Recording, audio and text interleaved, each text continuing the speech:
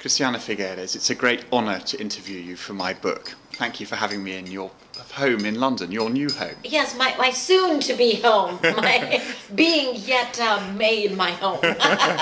Well, it's lovely to see you here in London. I've seen you over the years at the head of COPs, including the wonderful Paris Climate Agreement, and here you are in your new guise, and I'd love to talk to you in the interview about what you're doing now. But Okay. I wanted to begin by asking you to tell my listeners something about your career and where it all began and what you're doing. So like Julie Andrews would sing, let's start at the very beginning, right? Very good. So where do I come from? I believe I come from a very wonderful family. A family where my father was 3 times president of Costa Rica. My brother has been once president, and I rather suspect that he's looking at it again. We shall see. Crystal ball. But more, and my mother was also very active in politics. But I think what marks my family is a true commitment to service, and I think that is the mother's milk that we got from my mother and the blood that runs in our veins from my father was very much the commitment that because we have been extraordinarily privileged in the education that we have all received, that the duty that comes with that privilege is to use that education and whatever head we have on our shoulders in the service of others. And in particular, I think the message that they really inculcated to us is that the definition of who that others means, and has always meant those who are less privileged. In my father's, who is, I think, the one who's marked me the most, in my father's language, because he worked very much within the national context in Costa Rica, having been the father of the revolution and the person who outlawed the army and created modern Costa Rica, but he was very, very adamant about the fact that his life was devoted to the well-being of the majority of the people, i.e. the bottom of the pyramid. And the way that I have translated that message, because I've chosen to work at a different level, so I don't work at the Costa Rican national level anymore, I used to, but I've now chosen to work at the global level, and the way I have translated that message is the work that I do really is to protect the most vulnerable from the impacts of climate change. Because it's very clear that climate change is the worst threat that humanity is facing, and it's also very clear that there's a deep, deep, deep injustice about it. Those who have absolutely no responsibility, neither in the past nor in the present, not even in the future, they are exempt from any responsibility because they have never emitted, they are not emitting, and they will probably not emit in any substantial way. But those are the ones who are most vulnerable.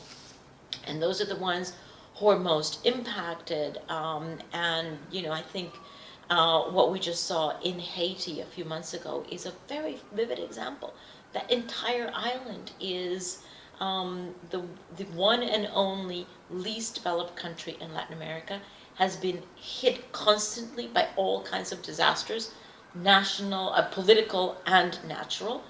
But those natural disasters, such as the hurricane that they just experienced, is augmented. It's not caused by climate change, but it is certainly augmented by climate change.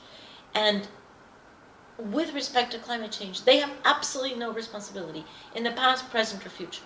And yet, they have to rebuild and rebuild and rebuild. So if we do not address climate change in a timely fashion, and I really want to talk about that because the timeliness of that is very different from the SDGs.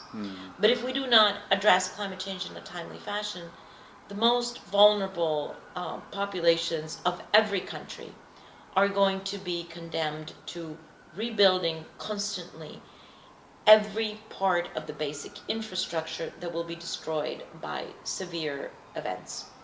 And they will never be able to pursue the SDGs because they will be in rebuild constantly. So And I just think that that's such a social injustice, because it means if we don't arrest climate change, we would be condemning these people to extreme poverty forever, because climate change will continue forever. These impacts, we have now baked them into the system. It's not like we're dealing with these impacts now or over this decade or until 2050. No, we have baked them into the system forever. And I just can't live with, on my conscience that I didn't do everything that I could to change or to protect these people from the absolutely unbearable scenario that they may never be able to get out of poverty. Thank you, Christiana. And hearing you speak with that integrity and also referencing the Paris Agreement and the SDGs prompts me to ask, do you feel the world changed in 2015 when you and others brokered these two sets of agreements culminating in Paris at the end of the year? I do think that the world changes constantly, right? So I don't think in that sense that it is completely unique in terms of changing the world. What I do think was unique is the collective capacity of humankind who came together there, represented by the people who were there, to come to a global agreement that many of us, me included, had thought a decade before was completely impossible. In fact, 6 years before, right? And so I never told anyone until I left the Secretariat, but I have been rather public now in my TED Talk, and been very public that the first time that I was interviewed by a journalist did after Copenhagen, when I took over the mess, right? Because basically I got a mandate, pick up the pieces and see what you can do with it, but nobody really thought that anything serious could be done with it. I really thought I was as despondent about Copenhagen as everybody else. Every one of us who were in Copenhagen, and many people who were not in Copenhagen, who read about Copenhagen or who had many hopes for Copenhagen, high hopes for Copenhagen, we were just absolutely despondent, and we were destroyed. Our hopes were in the gutter. There was just such a bad mood on climate change. And when I took over the Secretariat, the first press conference, a journalist asked me, do you think that a global agreement would ever be possible? And I said, not in my lifetime.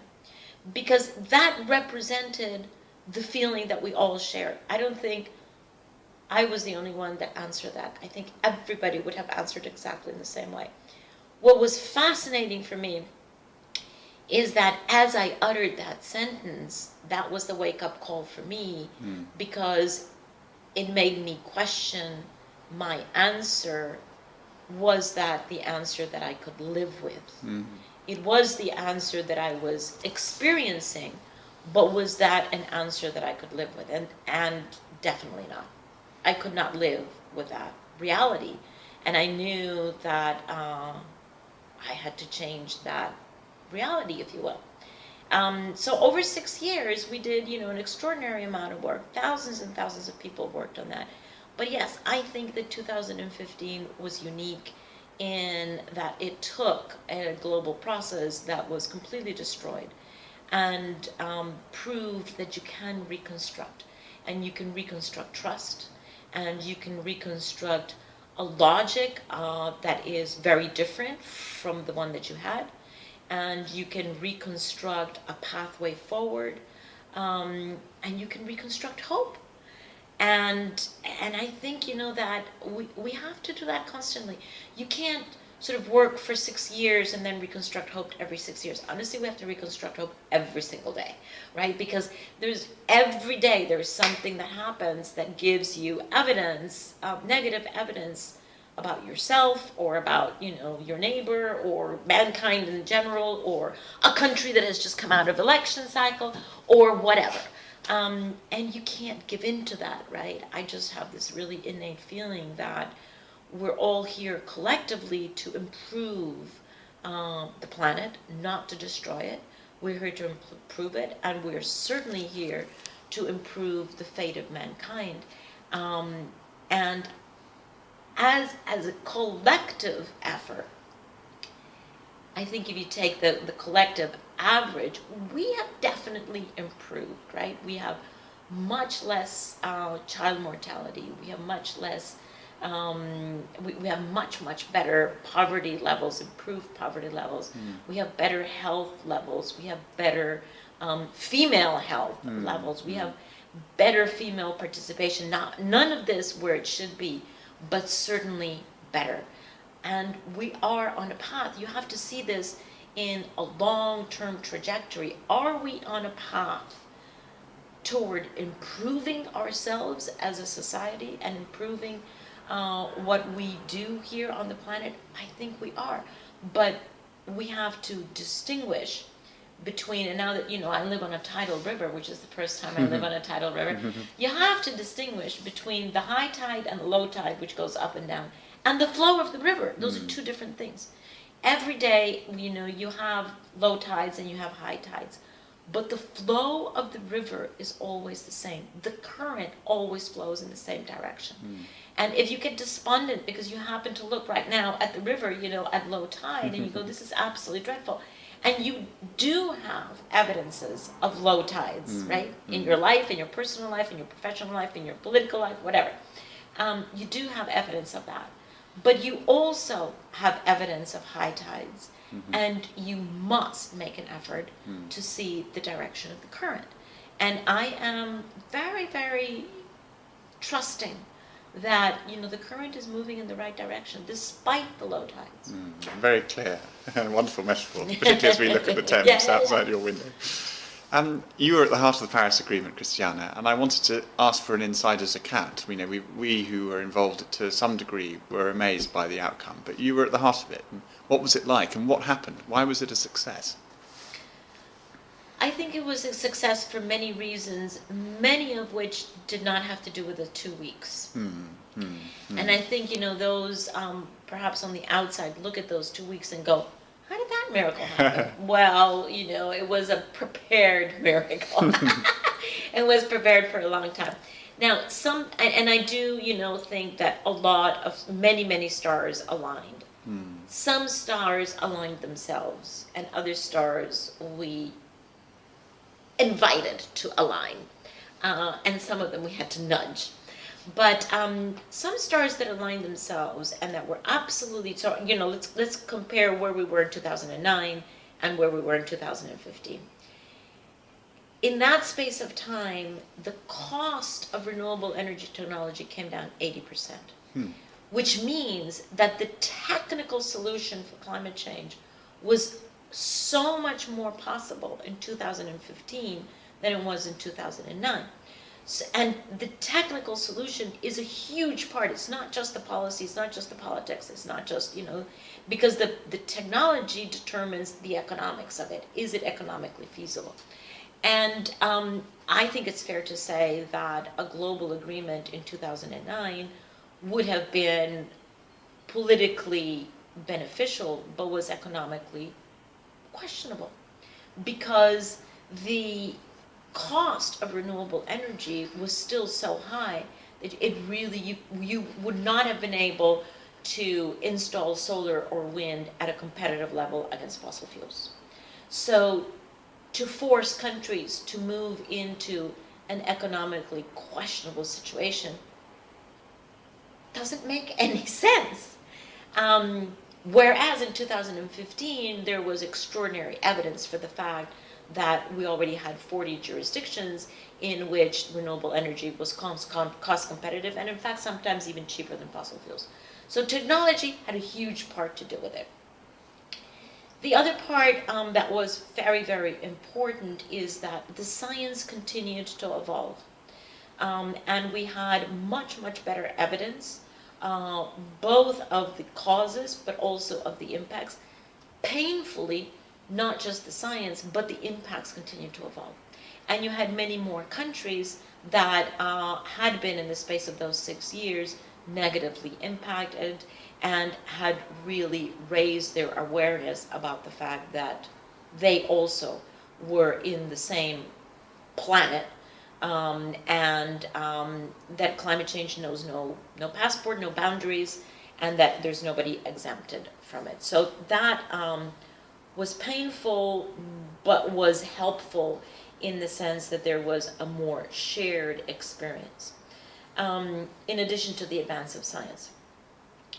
So those things, I think, were outside of our purview. Within our purview were many other things that we intentionally changed. One was the logic that we had before Paris, or rather the logic that we had at Copenhagen, which was then later characterized by many as the top-down approach, which was the world, you start with the global need. How much do you need to reduce emissions in order to come down to some manageable risk? Never to safety, by the way, just to manageable risk. How much do you have to bring emissions down? And then you begin to parse that out. So it's sort of like, baking a cake and then starting to cut up the slices and say, here's yours, here's yours, here's yours, you're responsible for this. Well, it was evident in Copenhagen that that was not going to work. And furthermore, what had also evolved was because so many more countries were having the impacts, there was also the beginnings of, and I think that process is still in its evolution, the beginning of the understanding that while there is historical responsibility on the shoulders of all developed countries, there is future responsibility on the shoulders of all. And that was a very, very new concept, and was helped by the impact, the broad impact that everybody was feeling. That would have been impossible in Copenhagen. That understanding that you have historical responsibility, which nobody denies, but that in addition to, and without denying historical responsibility, there is a shared responsibility to the future.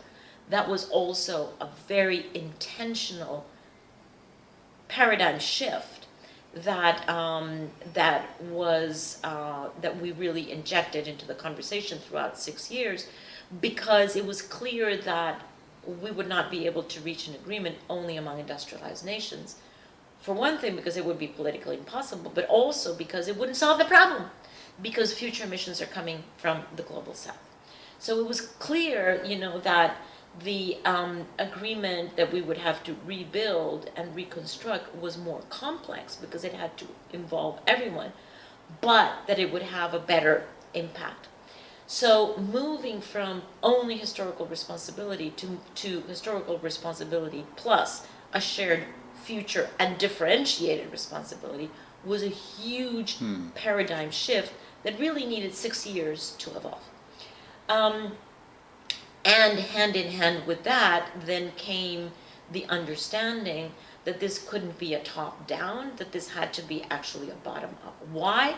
Because one of the huge lessons learned for me from Copenhagen is that if you pit the global need against a national interest, it is invariably the national interest that will win. And that you cannot pit those two things against each other, because it is only human to first be true to your immediate need, your personal, if you want to work at that level, your personal need, your family, your community, your country's need. That is going to come first before the global need. And that's understandable. That's the way we humans work.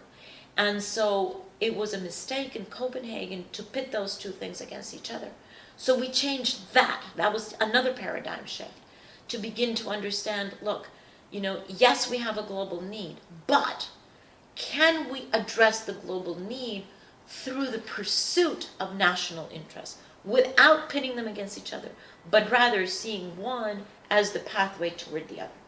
How do you begin to understand that there is a national interest in pursuing climate change? And that's very evident from the point of view of small island states, right? Because obviously they are, they are very, very vulnerable to sea level rise, and so of course their national interest is for them, but mostly for everybody else, to do something on climate change. But it's not so easy to see that from the point of view of fossil fuel exporting countries, or of countries that have an economy that is already at a certain level of development based on fossil fuels, for whom the change would be much more difficult. So it was the work of patience and a lot of very, very patient conversations to bring all of those countries around to understand and just asking them questions, right? In your sustainable development pathway, where do you see that there could be an overlap between addressing climate change and your national interests? And that takes a long time. It takes a long time to change that paradigm shift, and then for them to finally, the end result of that process was the invitation to all countries to really do their homework and figure out how they could contribute. So that's the result of the INDCs. Yes. So the INDCs, right, the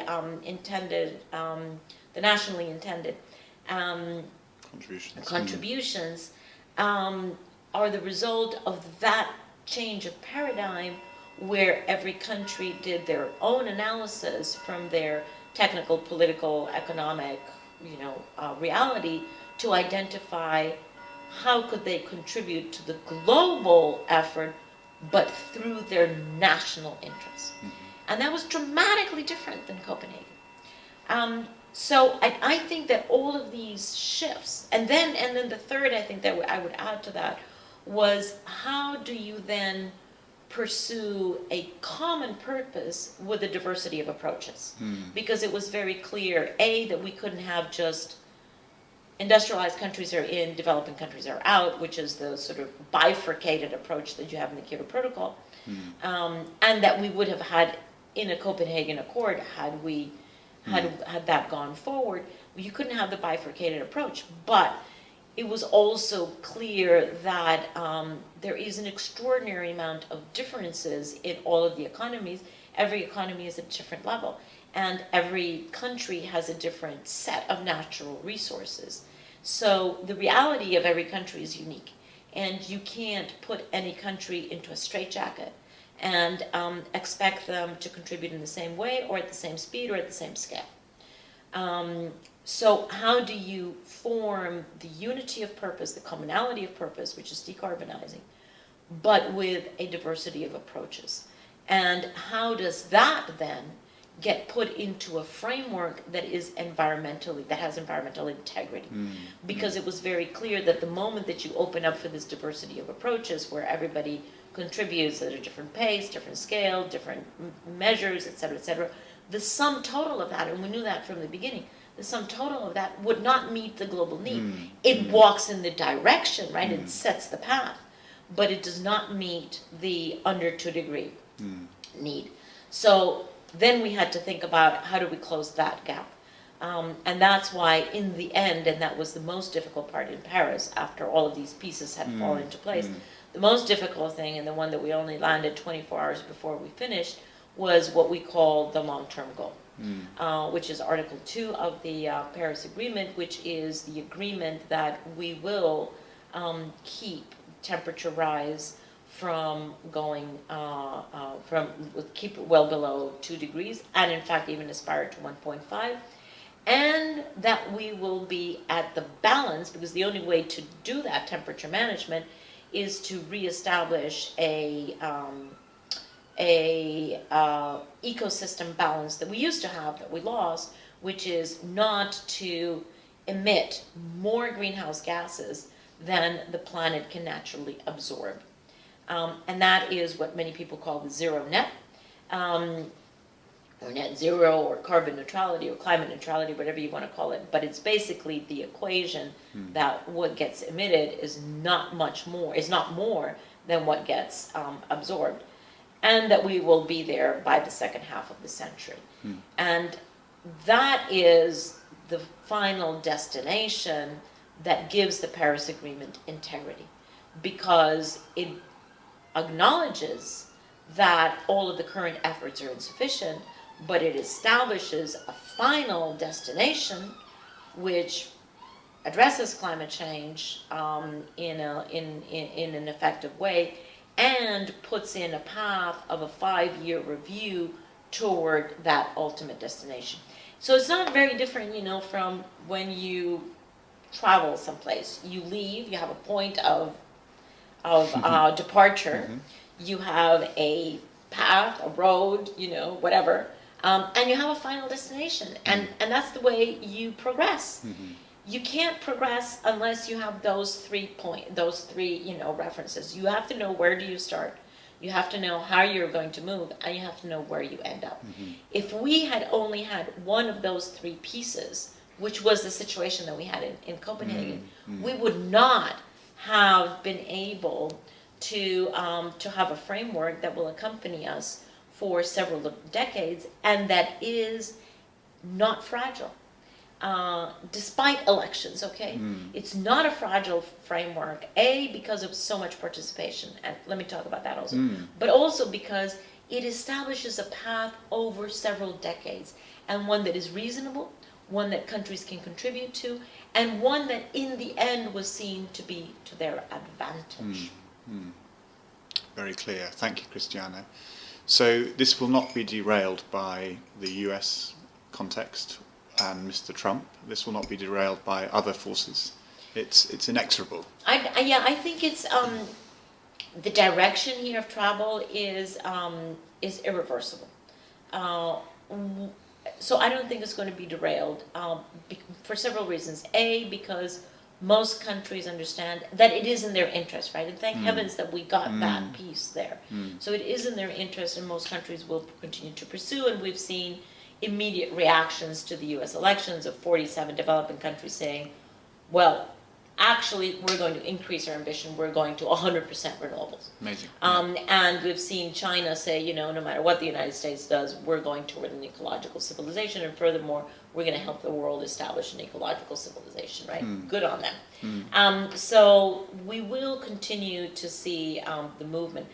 And the other reason why it's not going to be delayed is because one of the other things that we did with a lot of effort over those 6 years between 2009 and 2015 is we opened up the space of participation way beyond national governments, and very, very intentionally involved subnational governments, cities, states, regions, provinces, corporations, investors, insurance companies, very important, and the whole civil society. And that, was not the case before Copenhagen. So to open up the space for their participation and to make that a positive conversation, because I remember having been in Copenhagen that the participation, very limited participation that there was of civil society, was a very, very confrontational participation, where civil society came to clobber governments on the head and blame them and put pressure on them. And, when I took over the Secretariat, I said, forget that. That kind of an attitude is not going to take us anywhere. So it was very, very much, and I remember one of the first things I did in Secretariat was go through all of our literature, everything that was on the web, everything that we had ever written, every speech, everything, and take out any word that was negative. We used to fight climate change. You will never hear me say fight climate change. You will always hear me say address climate change. And you go on down the line, right? Very good.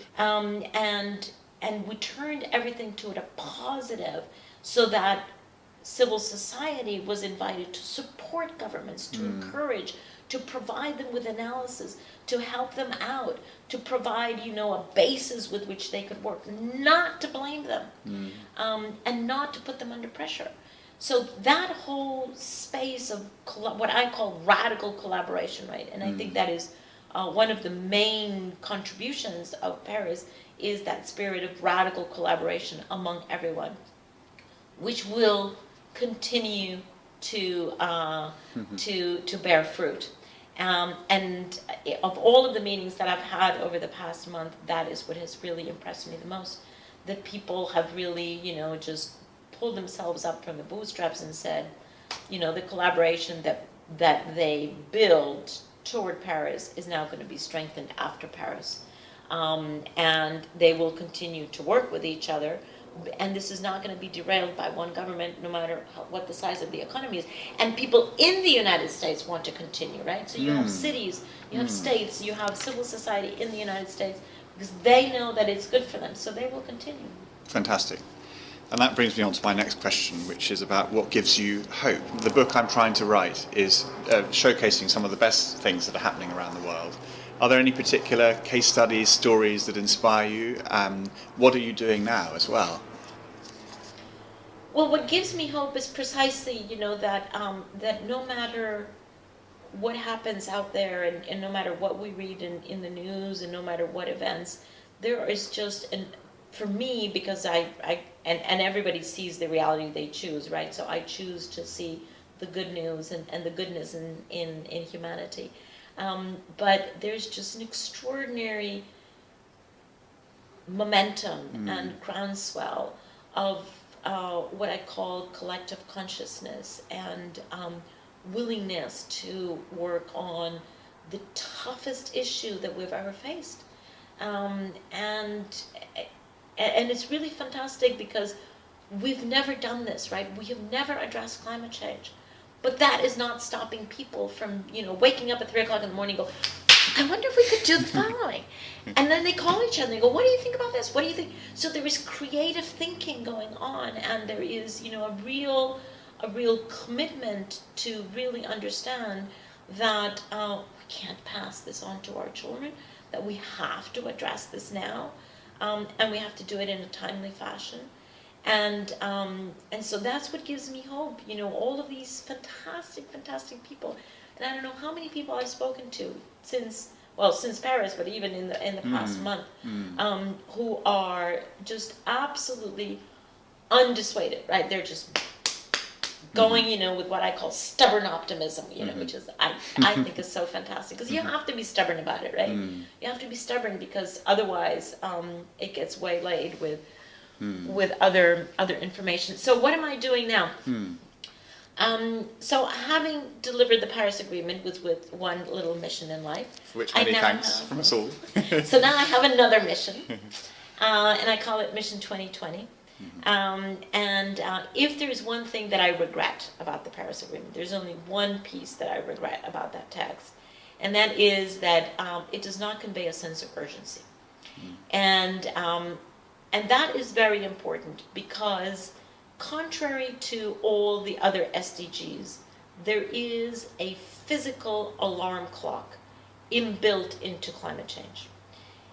If we want to maintain the possibility of 1.5 degrees being maximum temperature rise, and not endanger 2 degrees, then we have to get to the maximum point of emissions by 2020 globally, and then begin the descent. If we go beyond 2020 to 2025, 2030, which is where we're headed now, and then begin the descent, then you've closed the window on 1.5. Translation, you are condemning many people to leave their countries, to have to migrate forcefully, and to poverty. A scenario that is not one that I want to have on my chest. We already have 60 million displaced people in the world, more than any other time in history. We can't afford to duplicate and triplicate that. And we can't afford to displace people away from their countries and let their countries go underwater. It's just completely unacceptable to me. So we have to get to global peaking to bend the curve of emissions by 2020. Who could that be? You were talking about peaking emissions at 2020. Christiana. Peaking emissions. So we have to peak emissions and descend by then to protect the 1.5. So that is my new mission. And it's not in the Paris Agreement, that sense of urgency about what we need to do in the next 4 years. And the reason why it's not there is because it would have killed the agreement. It was, you can only load any boat so much before you sink it, and I think that we managed to load the Paris Agreement to the utmost degree, and it is a very ambitious agreement. But if we had forced that sense of urgency into the agreement, we just wouldn't have got it. So it was a difficult choice, because I knew that science demands this, and I certainly knew that social justice and morality demanded. But I had to make a choice, right? I had to choose between getting an agreement that starts us off on the right path and puts us in the right direction and gets everybody on board, without the sense of urgency, and then I knew that we would have to work on the sense of urgency. But that sense of urgency is only a derivative conclusion from the final destination. Because if you understand the final destination, what that means, that balance, we have to start in 2020 in order to get there, okay? It's just that we couldn't make it that in your face, right? So we can put it in writing. So my new mission is called Mission 2020. And it is sharing the sense of urgency and inviting people to understand this, and inviting everyone, governments, subnational governments, national governments, corporations, to begin to address this urgency issue. And I am thoroughly delighted because C40, which is a group of 90 cities, that bring together 1 in every 12 people around the world, have just delivered their Deadline 2020 report. Great. Having understood as cities that they, not just them, but all cities have 70% of the emissions already. 70% of global emissions come from cities. So they understand that cities have a huge role to play here. And they have just delivered 2 weeks ago their 2020 Deadline report. That shows that they have that responsibility, and also goes into an analysis of how each of them can actually do this. So, my mission over the next 4 years is to continue to expand the understanding of the 2020 deadline, and make it possible, because we can make anything possible that we dream of, that we want. We are the ones that create the constraints, so we can also remove them. Christiana Figueres, thank you so very much. We wish you the best of luck with your new mission. We thank you for all you've achieved to date.